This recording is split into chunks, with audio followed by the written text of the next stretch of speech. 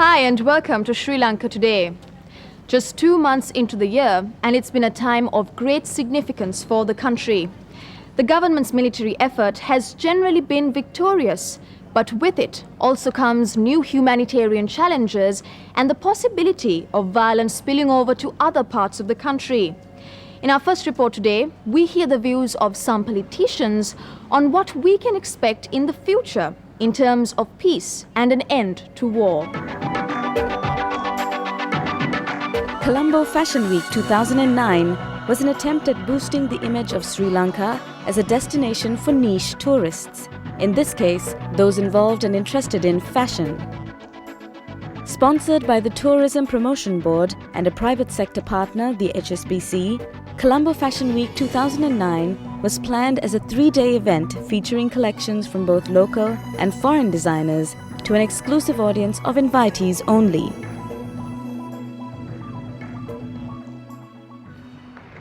But the second night's show was interrupted first by a power blackout and then the news that Colombo was under attack.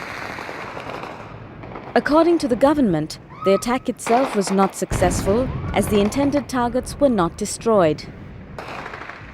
But as victories in the north have been piling up, new challenges have emerged, including possible attacks by the LTTE in other parts of the country. Ya TV spoke to Member of Parliament Dilan Pereira and V. Anandasangari, leader of the Tamil United Liberation Front, to find out their views on achieving a lasting peace in the country. Eradicating the LTT, I am 100% in the government. There is no second word about it. No one has any right to kill another person. No one has any right to deprive another person of his due rights. LTT had been terribly interfering in the internal in the affairs of men. They have encroached in their human rights.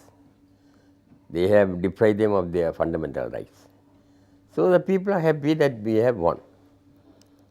The war is won. But are the people happy?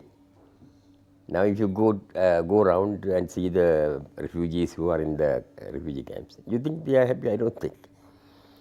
Because they feel that they are now again in another concentration camp. What people want is freedom to move, freedom to talk, freedom to criticize, freedom to enjoy. So today we are all happy that the war is won and the A9 road is open. But we are still not free to breathe the freedom of the air of independence. The Indian model would be the best, you see, because that is a model, if adapted, all the shouting in Tamil Nadu will stop automatically. We can't just forget, ignore the fact that there are about 60 million people in Tamil Nadu raising some cry. Maybe their cry is unreasonable, but yet the moment the government says, here is a solution, we are adapting almost the Indian model without calling it federal or unitary. That will satisfy people like me who are worried about unitary. That will satisfy the people who don't want a federal solution because they say that will lead to separation. Then the Tamil Nadu people can't say, no, give them more than what we are enjoying. That will solve a lot of problems. If you take the military victories are against terrorism. Why? How did terrorism come into being? Because there were a set of people who were asking for a separate state, and because they wanted a separate state, only terrorism came into being. And how come the terrorists managed to get around some of the Tamil youth around this terrorist group? By saying, well, the Tamil speaking people of this country have not got their proper rights. Tamil speaking people are discriminated. And of course, we as Sinhalese cannot tell the Tamil people, I say, you are not discriminated. If the Tamil people feel that they are discriminated, well, we got to believe it. So I personally believe, yes, Tamil speaking people have been discriminated to a certain extent, where their language rights are concerned, so many things are concerned, they have been political rights are concerned. So now the military has done their part. Military has done their part well. well and truly they have defeated the terrorists, and in defeating the terrorists, they have in fact gone beyond the expectations some of the military experts of the world. I can tell you the immediate steps that the government should take in bringing a political solution. Well, I think first and foremost that we must start with what we can do. I mean, we have been talking about what should be done for the past so many years now, and we have been debating about what should be done. We have been debating on unitary, federalism, united, all that, but what should be done. But then have we done what can be done? If we can start with what can be done, probably we can go towards what should be done. When I say what can be done, well, it's in black and white in 13th Amendment.